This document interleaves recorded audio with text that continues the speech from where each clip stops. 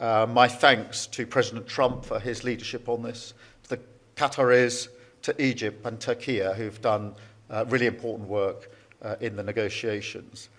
It is a relief to the world, and I think particularly of the hostages who've been held a very long time and their families, and to all the civilians in Gaza who've been so affected by this conflict. And so it does now need to be implemented. And as for the next stages, we, the UK, stand ready to work with others on implementing the next stages. We're set out in the plan, but it is a really important step that's been reached here, and that's why I strongly welcome it.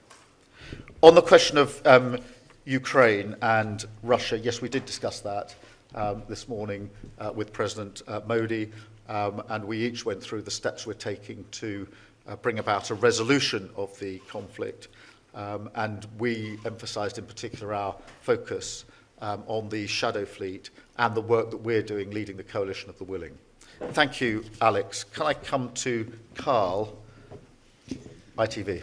Thank you, Prime Minister. Can I push you on that just a little bit? Did you ask the Indian Prime Minister to stop buying Russian oil and stop funding Russia's war machine in Ukraine? And separately, did you raise the issue of British man Jagtar Singh Johal? What did you ask and what was the response? So on the first question of Russia-Ukraine, we did discuss this and looked particularly at the outcome that we both want. So Prime Minister Modi and myself, the focus on ending this conflict and the various steps that could be taken to that end.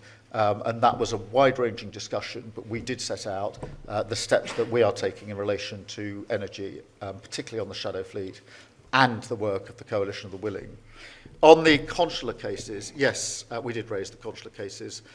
We always raise them when we have the opportunity to do so. I should say that the Foreign Secretary is meeting the families in coming weeks, as well as raising it today. Thank you. Sam from Sky. Sam Coates, Sky News. Prime Minister, it looks like Tony Blair is going to have quite a big role overseeing Gaza. Should we trust his instincts on that? And also, you spoke to the boss of Infosys yesterday about the successful rollout of digital ID in India. What lessons did you take away from that conversation? Well, just in relation to the situation in the Middle East, the first and most important thing to say is that the deal today is a real breakthrough. And that is why it's important that we recognise that and recognise the human impact that is going to have on those that have been most affected. And that's why I've referenced in particular the hostages, their families, and all civilians in Gaza who have been through unimaginable horrors and grief over the last period of this conflict. Now it does need to be implemented. I'm less interested, to be perfectly frank, in discussions about personnel than I am in getting it implemented. The UK has played an important part behind the scenes in relation to these negotiations, working with the US and mediators, and we stand ready to play our part in implementing this, again, with others as we go forward. For me, what matters is the substance of what happens next, and that is what we're totally focused on. In relation to digital ID, we did discuss this yesterday, and in particular the benefits that it has brought in India. We've obviously also looked at other countries, Estonia, for example, and the speed with which it allows citizens here to access services, particularly financial services, is something that was recognised in our discussions yesterday and actually at the FinTech discussion that we had today as well. So we're looking at those examples of how digital ID helps individuals with the processes that sometimes take too long and are too cumbersome, and makes them easier for them. Thank you very much. Can I go to Paul at Channel 4? Good afternoon, Prime Minister.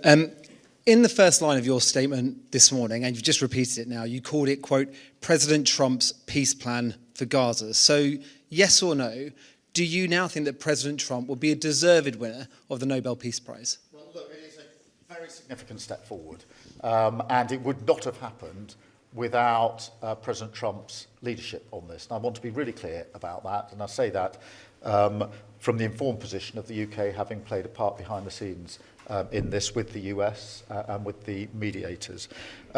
What matters now is to press on and implement this. All parties need to implement and agree and take forward the commitments that they have made to the next stage. That is hugely important. We will work with others to ensure that that happens, but my focus now is moving this from the stage it's at now, which is really welcome, strongly welcomed, to ensuring that we now move on to the next stage and make a success of this, because that matters to me more than anything else. Thank you. Catherine, GB. Catherine Forster, GB News, thank you. Prime Minister, we've all seen thousands of pictures of you, very large, round this city, and people clearly delighted to see you. How does that feel? And also, though you're very popular here, you're really very unpopular at the moment at home. And, you know, digital ID had public support, you announced it. Lots of people now seem to have changed their minds on that. Do you have the reverse Midas touch at home? Pardon me. Well, look, firstly, just in relation to the situation here in India, it is really good that the UK is as welcomed as it has been these last 2 days in India. That is good for the United Kingdom. And so I am pleased that the welcome here has been warm. It's been warm for a reason, and I think that's because people recognise that under this government we've strengthened the relationship. We have pulled off the FTA, which other governments have tried and failed to do, and we've done it successfully. And now both Indian businesses and UK businesses want to build on that, and there is real enthusiasm for the relationship. That is a good thing for our country, so I'm really, really pleased about that, and that we can take that forward. So that is a good thing. The second bit of your question, I'm sorry, I forgot. Look, I mean, on digital ID, let me be really clear about it. Firstly, we have made a commitment to do whatever we can to stop people arriving illegally in the United Kingdom. One of the issues is the ability people have to work illegally in our economy. We have to do something about that. We can't shirk that or duck that. We had a strong manifesto commitment to deal with it. I think the vast majority, if not everyone in the UK, wants it gripped, and we need to therefore take measures necessary to grip it.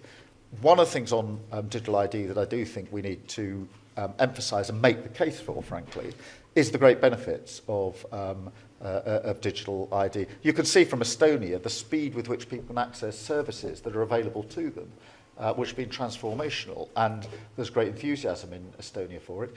Here in India, I think it's 1 billion people have digital ID. It's been taken up on a voluntary basis in huge numbers, not least because it means that you can access your own money, make payments so much more easily than is available with others. So I think now we need to go out and make that case of the huge benefits that this will bring. There needs to be a national debate about it, and I think that the more people see the benefits that come with this, the more, as has happened in other countries, people say, that will make my life easier, and therefore I want to get on with it. Thank you very much, Catherine. I've got Jess from The Guardian.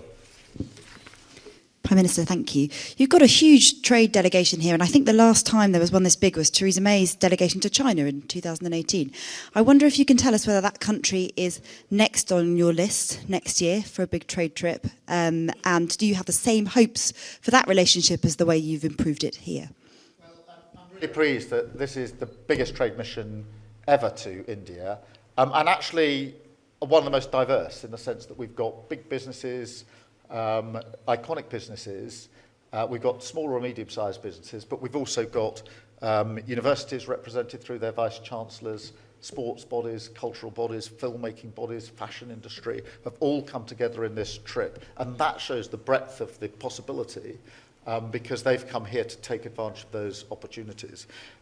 Yes, I want to press on with others. We've already obviously got a trade deal with the US, and with the EU, in the more uncertain world of tariffs, I think it's to the advantage of the United Kingdom to lower trade barriers with other countries.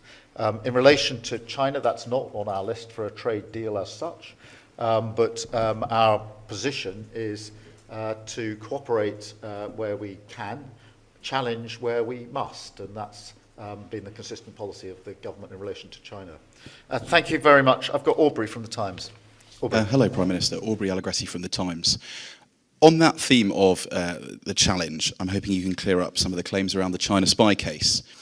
Today we've heard from Mark Sedwill, who's obviously predecessor of Jonathan Powles as National Security Advisor, and he said that of course China is a national security threat, and he finds the official explanation about why the trial collapsed very hard to understand. So if he's saying that, he can't be the only one. Can you say categorically whether any minister or Jonathan Powell was involved in the decision not to provide the CPS with evidence that, at the time the offences were alleged to have taken place, China represented a threat to national security? If ministers didn't take that decision, who did?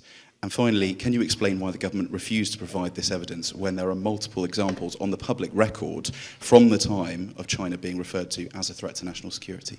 The evidence in this case was drawn up at the time and reflected the position as it was at the time. And that has remained the situation from start to finish.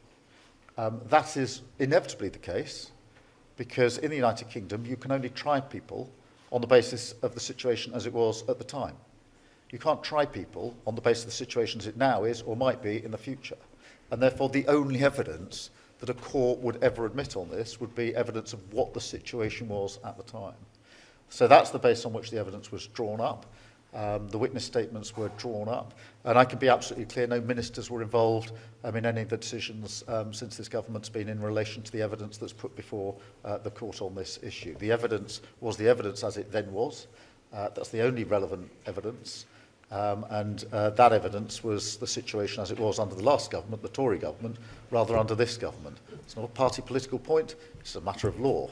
You can only try someone on the basis of the situation as it was at the time of the alleged offence. You can't try them on the basis of the situation as it might evolve weeks, months, years down the line. That's a fundamental, and that's at the centre of this particular issue. Thank you very much. And then Times of India. Yes. Mr. Starmer, I just wanted to ask you, with this UK-India trade deal, to what extent does a trade deal like this help counter US tariffs for the UK and India? How optimistic are you about this? I think there's huge optimism about the trade deal, and you can, I think, sense that from this trip. There was optimism in July in Chequers when we hosted Prime Minister Modi and we signed the deal. There's just as much optimism here with businesses already taking advantage of the new spirit, if you like, that's been brought about by the trade deal, because the trade deal is still to be implemented, which we're going to do at speed, but already it's opened up new opportunities and new confidence. And both Prime Minister Modi and I recognise that in a world which is more uncertain now in trade and the economy, it is significant that two important and great democracies, the UK and India, have signed this agreement, provided that stability and that certainty, because that's what provides the opportunities, some of which we've already harnessed in the last 48 hours whilst we've been here, 10,600 jobs through the opportunities just whilst this delegation has been on the ground. So a really big opportunity, both for UK and for India. And in a sense, that's not just what I'm saying and the Prime Minister is saying here, it's what businesses are saying, it's the discussions they're having, it's what cultural institutions are saying, it's what the universities are saying. They see this as deeply significant in an uncertain world, and they're right about that. Thank you very much.